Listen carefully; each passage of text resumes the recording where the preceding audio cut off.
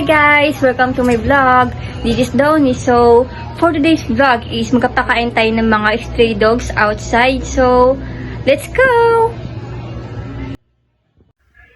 So, dito, nag-prepare na ako.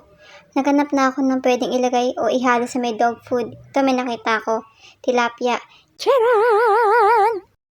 Pero ito kasi, tira-tira na siya sa bahay. Kaya naisip ko baka pwede to. Since ihalo lang naman siya sa may dog food. Ayan.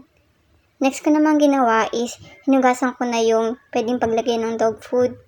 Pati ng mga pagkain na ihahalo ko. So, after ko hugasan yung nilagyan ko na siya ng kanin.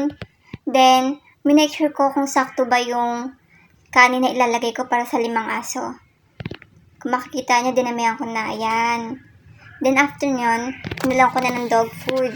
Tapos, naghimay na rin ako ng mga tinik na kinuha ko sa ref kanina, yung tilapia. May nakita pa akong isa pang isda eh. Nalo ko natin dyan. Para hindi masyadong onte. Madami na makakain yung mga aso. So, after nun, nilagyan ko na rin ng sabaw para hindi masyadong tuyo yung kakainin nila. Baka kasi hindi magustuhan, sayang lang din. Then, after ko lagyan ng sabaw, inalo-halo ko na. Tapos, sinaling ko na sa may lalagyan. Kaso dito, parang kulang yung gawa ko. Kaya 3 sandok lang yung nilagay ko para sakto sa 5 aso. Then, after ko malagyan yung iba, nilatag ko na nga para malaman ko kung sakto lang yung lagay ko. Kung makikita niya, sakto lang naman siya. Ganito yung lalagyan ko may takip para pag nilagay ko sa may lalagyan, di siya matapon. Then, after ko malagay lahat, tinawag ko pinsan ko para mapidyohan niya na ako. Ito yung unang asong nakita ko sa kalsada, kaya nilagay ko na yung pagkain para makakain na rin siya. Dito naman nagulat ako kasi biglang may lumapit sa akin na aso, kaya dinala ko sa gilid para pakain ko. Tignan ko kung kakainin niya ba yung binigay ko.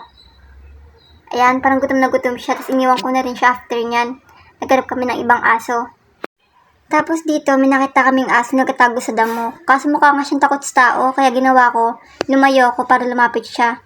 Then ayan, kinain niya na yung pagkain. Tapos after nun, lumipat naman kami.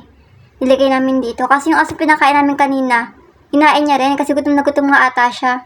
Kaso lang kulang na yung food namin, kaya di namin nabigyan.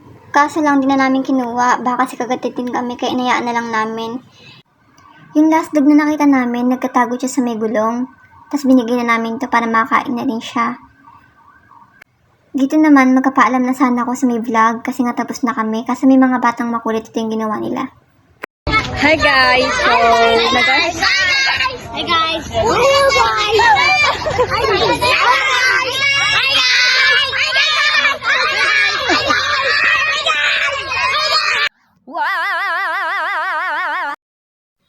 Ang kukulit ng mga bata, sunod ng sunod. Kaya sabi ko sa pinsan ko, videoan niya na lang ako nakatalikod, tapos uwi na kami. Yun lang guys. Salamat. Thank you sa panonood. Bye-bye!